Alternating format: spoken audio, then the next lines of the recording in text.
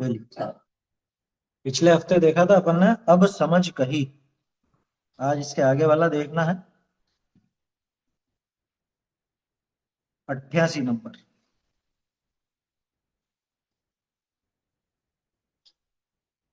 RC देखत मन RC लागी। आरसी देखत मन आरसी लागी। सेत बाल यह दूत काल को। जोवन मृग जरा बाघिन खागी। आरसी देखत मन आरसी लागी।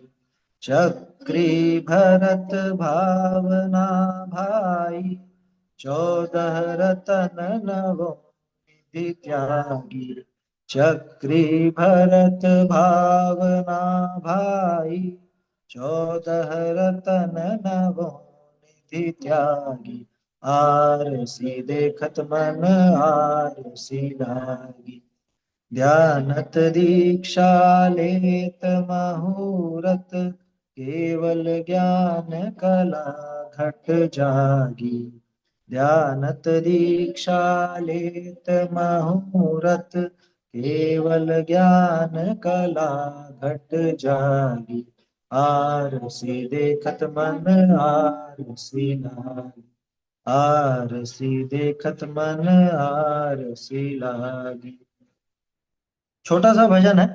देखा जाए तो भरत चक्रवर्ती के वैराग्य और उनके जैसा जैसा पुरुषार्थ चला है ना, उस संबंध में वर्णन है। लेकिन अपन उसको एग्जैक्ट नहीं कह सकते। कैसे नहीं कह सकते वो भी बताता हूँ। पहले तो पहली लाइन का अर्थ समझिए। आर सी देखत मन आर सी लागी, क्या मतलब है? आर सी किसे कहते हैं? आर सी मायने आईना, दर्पण, है ना। अरीसा, गुजराती में अरीसा कहते हैं और हिंदी में आरसी कहते हैं। तो आरसी देखत, आरसी यानी आईना देखते, दर्पण देखते ही मन आरसी लागी।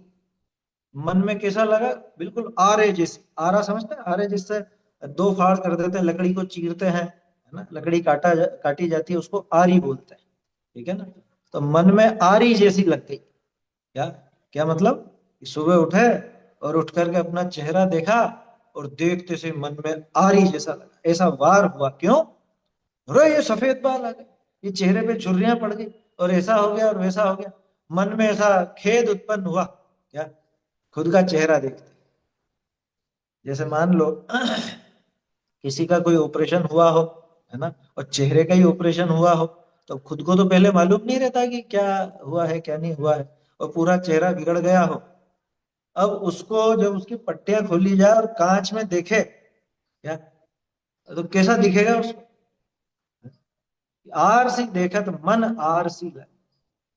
आरसी को देखते ही, इस आईने को देखते ही मन में ऐसी चोट पड़ी, ऐसा जैसे किसी ने आरी चला दी हो मन पर। बोलते हैं ना, वो दिल पे आरी चल गई। तो दिल बोलो मन बोलो एक ही बात है, वो तो कोई विशेष उसमें नहीं, है ना। क्यों लगी? देखो, सेत बाल यह दूत काल को। श्वेत बाल, समझ में आ रहा? सरल। श्वेत यानी श्वेत, सफेद। ये सफेद बाल, ये दूत काल को, ये काल का दूत आ गया क्या? मृत्यु ने ये दूत भेज दिया, है ना। ये उठते ही आईना देखा और सफेद सफेद बाल नजर आया, तो क्या लगा?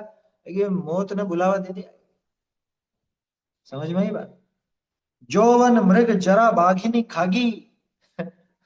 जोवन मृग, ये समझ में आ गया ना, श्वेत बाल या दूत काल। ये जो सफेद बाल हैं, ये असल में बुधर दास जी ने भी बहुत प्रयोग किया। आए श्वेत क्या था वो? आए श्वेत भैया, है, अब हूँ चेत, इस तरह का भजन है उसके अंदर, है अपने बुधर शतक में। श्वेत बाल यह दूत काल को। ये श्वेत बाल ये काल का दूत है। जौवन मृग, यौवन रूपी, युवावस्था रूपी मृग को, हिरण को, जरा बाघिनी खागी। जरा रूपी यानी बुढ़ापा रूपी बाघिन उस युवावस्था रूपी हिरण को खा गई। ये बुढ़ापा सारी जवानी को हर लेगा। बोलो, बहुत गुमान रहता है ना। देखो, एक अलग ही उत्साह और ऐसा रहता है युवावस्था में। जब 20 से 30 की उम्र रहती है, तो उस टाइम पर ऐसा रहता है कि बस अपने जैसा तो दुनिया में कोई है ही नहीं, है। अपन तो जो चाहे कर ले, कॉन्फिडेंस भी गजब का रहता है कि हमारी मर्जी पड़े जो करेंगे। किसी को अपने रूप का गुमान रहता है, किसी को बल का गुमान रहता है। यही उम्र रहती है 18 से 30 के बीच की, समझ लो। और क्या। अब थोड़ा खुद को ज्यादा जवान समझने लगे तो 35 40 तक भी। अब खैर, लेकिन कौन कहाँ रुकता है। तो 60 65 70 का हो जाए तो भी अभी तो मैं जवान हूँ ऐसा समझता है। हाँ? बिल्कुल विचार नहीं होता जरा भी। अरे, और कुछ नहीं तो शरीर की स्थिति को तो वैसा का वैसा स्वीकार करो। अभी देखते हैं ना शादी ब्याह में लोग बाग जो निकलते हैं सज संवर करके, किसको झुठलाते हैं। तो इतना इतना मेकअप लगाएंगे, इतना वो क्या कहूँ अभी, पाव आधा किलो तो मेकअप चढ़ा हुआ रहता है आया समझ में। इतना इतना तो मेकअप चढ़ा लेते हैं। और उसके बाद सोचते हैं मैं बहुत सुंदर हूं। और फोटो अच्छा आना चाहिए, कि अच्छा आएगा तो तेरा नहीं होगा, और तेरा आएगा तो अच्छा नहीं होगा तेरी शक्ल ही ऐसी, क्या करे कैमरा झूठ थोड़ा बोलेगा। लेकिन आजकल वो मोबाइल कंपनियां भी बहुत होशियार हो गई कि इसको नकली चाहिए सब कुछ। तो इसको ऐसे ऐसे वो मोबाइल में कैमरा ऐसा दो जिससे इसका चेहरा थोड़ा सा अच्छा दिखे, भले कितने बदसूरत हो, लेकिन अच्छा दिखना चाहिए, अच्छा हो चाहे नहीं हो। अरे, विचार नहीं करता। जौवन मृग जरा बाघिनी खागी। ये जरा यानी कि जरा यानी बुढ़ापा, है ना। बुढ़ापा। मेरी बहन का एक लड़की तो अच्छी नहीं दिख रही थी, तो उसने सुसाइड कर हाँ, आत्महत्या कर लेते हैं। ये शरीर अच्छा नहीं दिख रहा, इतना चाह करके भी फोटो अच्छे नहीं आ रहे हैं, इसमें सुसाइड कर। हाँ? ये मेरा फोटो अच्छा क्यों नहीं आ रहा क्योंकि तेरा फोटो, आज तक कोई ऐसा कैमरा नहीं बना जो तेरा फोटो खींच सके। असलियत तो ये है। और ये मूर्ख पता नहीं कौन सा फोटो ढूंढता है। कोई कैमरा ऐसा, एक ही कैमरा है, केवल ज्ञान का। वो खींचता है बिल्कुल यथार्थ फोटो, सबसे सुंदर फोटो, असली फोटो, आत्मा का। बाकी तो जगत में कोई कैमरा ऐसा नहीं बना कि जो हमारा फोटो खींच सके। हाँ, और ये तो नकली, कैमरा ही नकली है वो। तो फिल्टर लगा लगा के और जाने क्या क्या लगा लगा के क्या। अब तो एआई का जमाना आ गया ना। जिसके मूछे नहीं है उसके मूछे लगा दोगे, जिसके मूछे हैं उसके मूछे हटा दोगे। हैं? चेहरे पे कुछ वो मस होगा, तिल विल होगा तो सब हट जाएगा, आपकी मर्जी पड़े जैसा कर लो। हैं? सींग वींग और लगवा लेता फोटो में, उसमें क्या है, अगले भाव में तो मिलने ही मिलना है। क्या कह रहे हैं, सेत बाल यह दूत काल को। विचार आता है जब कांच में देखते हैं, अरे ये बाल सफेद है, हाँ विचार तो आता है। क्या विचार आता है, जल्दी से काला कर। है सफेद आया तो ये विचार नहीं होता कि अरे ये आ गया ये, है काल ने बुलावा भेजा है। जैसे कोई राजा जब चढ़ाई करता है तो उसके पहले उसका दूत आता है, ठीक ऐसे ही मौत रूपी राजा, क्या ये यहाँ पर इस शरीर रूपी किले को घेरने आ चुका है। और उसका निमंत्रण, उसका निमंत्रण क्या, एक तरह से उसकी सूचना हम्म, उसने भेजी है। उसने ये भेजा है अपने, क्या बोलते हैं, दूत को भेजा है कि जाओ जाके सूचित कर दो कि मृत्यु रूपी राजा आ रहा है। ऐसा था ना अपने अनित्य पंचाशत में भी था, भूधर शतक में भी था, आई तो थी ऐसी बात। सेत बाल यह दूत काल को, जौवन मृग जरा बाघिनी खागी। यौवन रूपी मृग को, युवा अवस्था रूपी हिरण को कौन खा गया, कि ये बुढ़ापा रूपी बाघिन खा गई, है ना।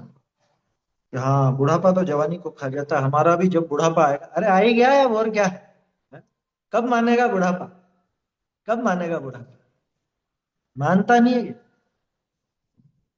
देखो ना अभी तो कैसा कैसा शौक होता है लोगों को। 50वीं एनिवर्सरी मनाएंगे, हैं? या मुंह से दांत गायब हो चुके हैं और घोड़ी पे बैठने की सूझ रही है। हैं? वहां जाते हैं ना, घोड़ी पे चढ़ के जाएंगे और वो बूढ़ी हो चुकी है, और उसको भी कि मुझे भी डोली में बिठा करके लेके चलो, और 4 जने उसके जो भी होंगे परिवार के वो भी लेकर के जाएंगे। क्या पागलपन छाया है। बुढ़ापे में भी विचार नहीं होता। हम्म? बुढ़ापे में वो 50वीं एनिवर्सरी, अरे ये उम्र तो ब्रह्मचर्य लेकर के एक तरफ रहने की है, और ये 50वीं एनिवर्सरी सूझती है इसको। आया समझ, ये सब विदेशी चोचले हैं। पहले तो किसी को मालूम तक नहीं होता था कि शादी की तारीख कौन सी, ये तक पता नहीं होता था। खुद की जन्म तारीख मालूम नहीं होती थी लोगों को, पूछ लेना अपने दादा दादी से या कोई ऐसे हो बड़े तो। मालूम ही नहीं होती थी। फिर बाद में जब डॉक्यूमेंटेशन ज्यादा होने लगा तो फिर क्या करो कि 1 जनवरी लिखा दो, साल शुरू हो रहा है जब से लिखा देते, ये होता था बहुत सौ का। तो अधिकांश का तो 1 जनवरी इसी तरह से है। क्या? जिन पुराने लोगों की 1 जनवरी लिखाई जाती है वो इसलिए कि मालूम ही नहीं थी, तो डला दो ये डला। लेकिन अभी तो इतना पागल हो गया है कि ये इस दूत को आते हुए भी नहीं पहचान रहा है। ये अभी भी इसको समझनी पड़ रही है कि ये आ चुका है, ये मृत्यु रूपी राजा ये चढ़ाई कर चुका है। अब ये किला तो बचने वाला नहीं। ये युवावस्था रूपी हिरण बहुत भाग चुका, अब ये इस जरा रूपी बुढ़ापे रूपी बाघिन के पंजे में आ चुका। कितना कितना लिखा है आत्मानुशासन में, लिखा है वो। ये जीवन कैसा है कि जैसे मगरमच्छ की खुली हुई दाढ़ के बीच में कोई बैठा हुआ प्राणी, काल रूपी मगरमच्छ की दाढ़ के बीच में। कब तक जिंदा रहेगा कि बस दाढ़ के यूं बंद होने की देर। ये मगरमच्छ का मुंह बंद हुआ और ये काम खत्म। आया समझ में? लेकिन इसको विचार नहीं। आरसी देखत मन आरसी लगी, लगनी चाहिए। आरसी देख करके, आईना देख करके मन में ऐसी आर जैसी लगनी चाहिए। आया समझ में? और ये बचपन में लग जाए तो ज्यादा अच्छा है ना, क्योंकि युवावस्था में जो इसको गुमान रहता है, एक घमंड रहता है, उस समय ये बात समझ में नहीं आती। अरे ढल ही रहा है, लगातार ढल रहा है ये शरीर। और आज के जमाने में तो जब अपन देख रहे हैं युवा लोगों को ही तरह तरह की तो बीमारियां और तरह तरह से अटैक से मर रहे हैं। 15-15 16 साल के लड़के हैं, तंदुरुस्त बिल्कुल, और हार्ट अटैक से मर रहे हैं। कोई कैसे मर रहा है? शादी ब्याह में नाचते नाचते स्टेज पे मर रहे हैं। नहीं देखे ऐसे वीडियो, ऐसी खबरें नहीं आई? मृग ज्यों हरि काल दले थे, बिल्कुल वही है। और दौलत राम जी ने वहां लिया, इधर यहाँ पे इन्होंने इधर ले लिया। जोवन मृग जरा बाघिनी खाली। दयानंद राय जी उनसे पहले के हैं। चक्री भरत भावना भाई, भरत चक्रवर्ती ने फिर ये देख करके भावना भाई, देखो इसके अंदर तो आया है ऐसा कि भरत चक्रवर्ती को वो बाल देख करके वैराग्य हुआ, है ना। लेकिन एक कथन ऐसा भी आता है कि जो ये शलाका पुरुष होते हैं इनके ऐसा बुढ़ापा उड़ापा नहीं होता। भरत चक्रवर्ती, इनके बुढ़ापा नहीं होता, है ना। तो वृद्धावस्था नहीं आई, वो सफेद बाल देख करके उनको ऐसा लगा। तो ये बात थोड़ी, कहीं पर आता भी है कथन, कहीं पर नहीं भी आता है, तो ठीक है, कोई दिक्कत नहीं, प्रथमान योग की शैली है। वो तो बहाना है देखो, असल में उनके आया कि नहीं आया, अपने तो आगे ना है। और हम तो उस दूत को देख करके उसका मुंह काला कर देते। भाई दूत का सम्मान किया जाता है, दूत की बात सुनी जाती है, लेकिन हम तो दूत का ही मुंह काला कर देते। समझ में आ रही है ना बात? ये सफेद आ गया तो इसको काला कर दो, एक आध हो तो उखाड़ दो, है, ज्यादा हो तो काले कर दो। क्या हो जाएगा काले करने से? वो छुप जाएगा क्या? वो मृत्यु नहीं आएगी, है? चकमा दे देंगे हम, मौत को चकमा दे देंगे। कि ये ऐसा खेल नहीं चलता है यहाँ पे, ये सब फालतू की बातें हैं। जगत में ऐसी बातें करते हैं, मौत को मात दे करके आए, मौत के मुंह में से आए। ये मौत के मुंह में जाने वाला आता नहीं है।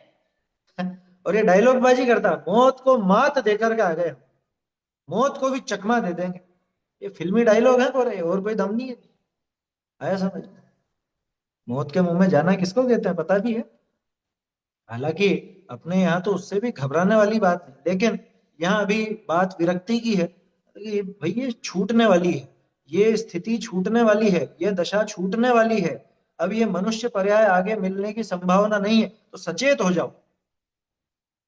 भाई जीव का तो कभी घात नहीं होता, ये तो बात सही है। जीव तो कभी नहीं मरता, लेकिन जब तू वहां नरक निगोद आदि में भटकेगा तो बहुत दुखी होगा। इसलिए अपना काम कर लेना। जीव वास्तव में अजर अमर अविनाशी है, लेकिन ऐसी दशा को प्राप्त हो जाए ना जहां अनंत अनंत काल तक सुखी सुख हो, तो काम का है। और ऐसे ही परेशान होता रहेगा नहीं तो फिर, अगर नहीं समझा तो। इसलिए लगनी चाहिए, देखो चेहरा देखते ही मन में आर सी लगनी चाहिए, जैसे किसी ने आरी चला दी हो छाती पे। ये विचार चलना चाहिए। चक्री भरत भावना भाई, भरत चक्रवर्ती ने तो भावना भाई। जब भरत जी का तो नाम है, ऐसे तो सैकड़ों उदाहरण है ना, इन्होंने सफेद बाल देख करके वैराग्य ले लिया। और हमारा मन कितना दुष्ट है कि पूरी ही सफेदी आ जाए तो भी हमको वैराग्य नहीं आता। हम्म?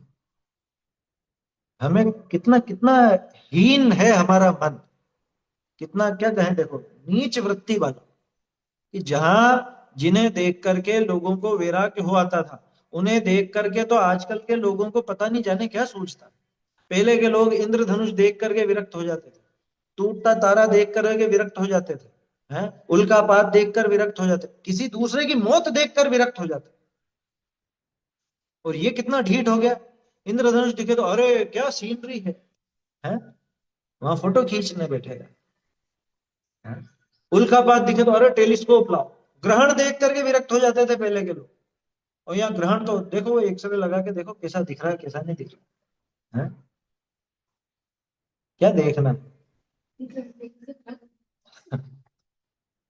दूसरे की मौत देखकर, यहाँ तो इतना ढीठ है, दूसरे को जलाने जाए वहीं पे ही तंबाकू इसका घिस करके खाता रहे। ऐसे ऐसे ढीठ लोग मौजूद है। नहीं छूटता दूसरे को कि हाँ जलाया है, उनको क्या बोलता है, जलाया है, छोड़ के आगे शमशान में छोड़ा है। इसको जरा भी नहीं लगती, जरा सी। वहां तीसरे की बैठक चल रही है, घर वाले रो रहे हैं, कोई और उनके बारे में कुछ कह रहा है, इसका तो बस मोबाइल खट खट खट खट चलता रहता है बैठे। हाँ, घर में मरण हो तो ही विरक्ति नहीं आती लोगों को, दूसरे की तो क्या बात है। मतलब कितनी हीनता हो गई है इस मन की। कैसे युग में हम पैदा हुए और कैसे हमारे ऐसे निम्न परिणाम है कि विरक्ति के कारणों को पाकर के भी वैराग्य नहीं आता। थोड़ा इस पर गंभीरता से विचार करना चाहिए। अरे और कुछ नहीं तो इस शरीर की सच्चाई को तो स्वीकार कर ही लेना चाहिए। ये जो निरंतर ढल रहा है, तो इसको ढलता हुआ स्वीकार तो करे। ये तो उसमें ही, ये तो 100 की उम्र में भी बिल्कुल तंदुरुस्त और ऐसा कि जवान बना रहूं, इसके ऐसा पागल हो गया बिल्कुल। इस शरीर को भी शरीर जैसा नहीं रहने देना चाहता है। शरीर का काम तो शरीर के हिसाब से हो जाने दे, तू तेरा काम तो तेरे हिसाब से कर ही नहीं रहा। तेरा जो स्वरूप है उस हिसाब से तू उसको नहीं पहचान रहा, कम से कम शरीर को तो उसके हिसाब से उसका काम कर लेने दे। उसका काम पूर्ण गलन का है, गलन होगा तो होगा ही होगा, उसे तो छोड़ दे अब। लेकिन ये इतना चिपका रहता है जोंक की तरह, जैसे जोंक चिपक जाती है ना, छुड़ाए नहीं छूटती, ऐसे इसकी आसक्ति इस शरीर के प्रति, इस पर्याय के प्रति ऐसी आसक्ति पड़ी हुई है जो छूटती नहीं। इतना सब देख लेने के बाद अब चक्री भरत भावना, भाई उन्होंने तो क्या किया वे, ऐसी भावनाएं 12 भावनाएं भाई। 14 रतन नवो निधि त्यागी, देखा था ना, नव निधि और 14 रत्न। एक एक रत्न के एक एक हजार देव सेवक होते हैं, पता, एक एक हजार देव सेवक। चक्रवर्ती का ऐसे ही बल थोड़ी ना है? इतने सब सपोर्ट में रहते हैं, उसके सपोर्ट स्टाफ है भाई उसका, क्या सपोर्ट स्टाफ क्या बोलते हैं आज।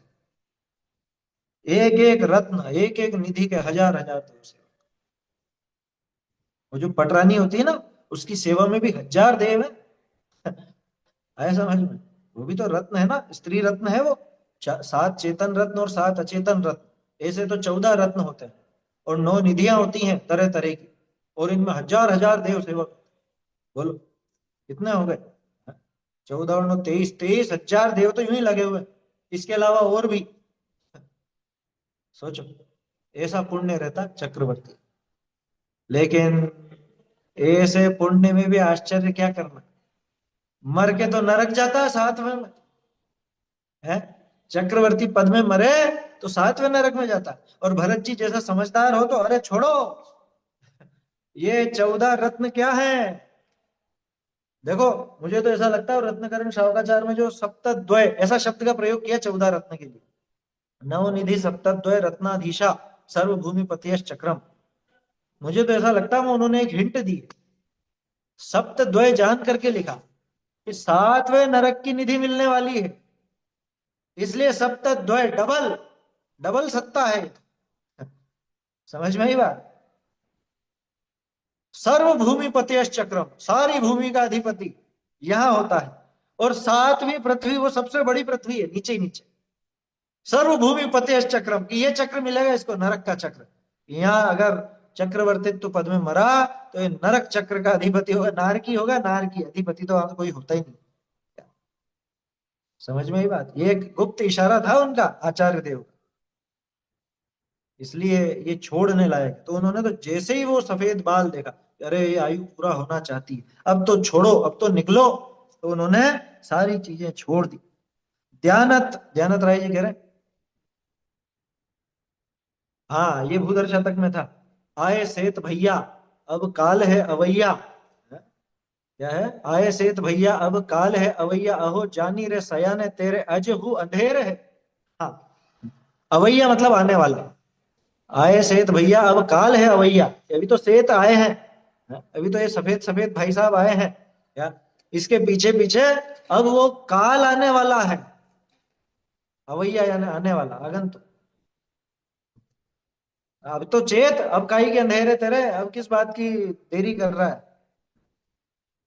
कोई काम करना हो, आयोजन करना हो तो कहना क्या देर है भैया, कितनी देर हो रही है? क्यों देर लगा रखी।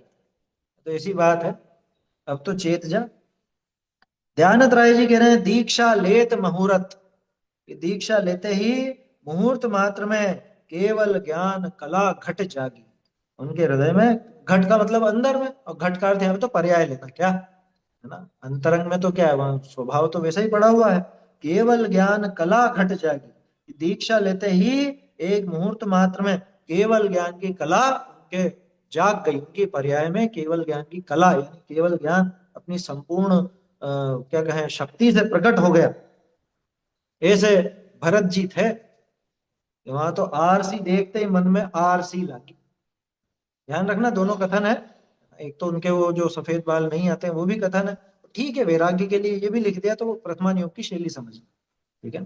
तो सफेद बाल देख करके उनको विरक्ति आई, और सारे 14 रत्न और 9 निधियां सब छोड़ करके विरक्त हो गए, और अपने आत्म स्वरूप में ऐसे लीन हुए कि अंतर मुहूर्त में ही, दीक्षा लेने के अंतर मुहूर्त में केवल ज्ञान की कला है। भरत जी से सीखने लायक तो ये बात है। और हम क्या सीखते हैं, भरत जी ने बाहुबली पे भी हथियार चला दिया अपने भाई पे, तो हम लड़ लिए तो क्या हो गया इसे। और क्या सीखते हैं, उनकी तो 96 रानियां थी। अब क्या करना चाह रहा है, वो उस युग की सच्चाई थी। चक्रवर्ती के वैसे होते हैं तो कोई उसमें दिक्कत नहीं है, वो उस हिसाब से होते हैं, संभल भी जाते हैं सब। अब यहाँ पे अगर सोचे कि उनके भी तो बहुत सारी रानियां थी, मैंने भी 2-4 शादियां कर ली तो क्या हो गया, कि अब नहीं चलेगा। क्यों, क्योंकि समाज के हिसाब से वो गृध्यता अधिक कहलाई। पहले बहुविवाह का प्रचलन था तो पहले वो गृध्यता इतनी नहीं कहलाई, अगर कोई हो भी जाता तो सामान्य बात। लेकिन अब वो बात सामान्य नहीं, अब एक समाज का अपना ऐसा ढर्रा बन गया है कि वो एक विवाह ही चलता है अपने, है ना। और कोई अधिक करने का सोचे या इस बहाने से शिथिलाचार का, व्यभिचार का पोषण करे, तो समझना कि इसके गृध्यता अधिक है, और इस वजह से दोषी ज्यादा है, ठीक है ना। तो भरत चक्रवर्ती से क्या सीखना, कि इतनी विरक्ति थी कि दीक्षा लेते ही तत्काल अंतर मुहूर्त में केवल ज्ञान हो गया। उनका पुरुषार्थ सीख, घर में रहते हुए भी उनको कितनी विरक्ति थी ये सीखना। ये नहीं सीखना कि भाई पर हथियार चलाया या भाइयों का राज्य लिया या 96,000 रानियां थी, ये चीज सीखने की नहीं। शूकर की नियत हमेशा विष्टा पर होती है, वो विष्टा की तरफ ही देखता है। तो कहाँ है नियत हमारी, अगर हम महापुरुषों से उनके विषय भोगों का उदाहरण लेते हैं तो हमारी नियत उस शुकर जैसी। समझ में आती है बात। इसलिए हमेशा ऊपर देखो, ऊर्ध्वमुखी रहो, अधोमुखी नहीं। ऊपर देखो, ऊपर देखो माने ये जो महापुरुष हैं, तो महापुरुषों का जीवन कितना महान रहा, उनकी महानता से प्रेरणा लेना चाहिए, ऐसी बात है यहाँ। आगे के भजन आगे देखें।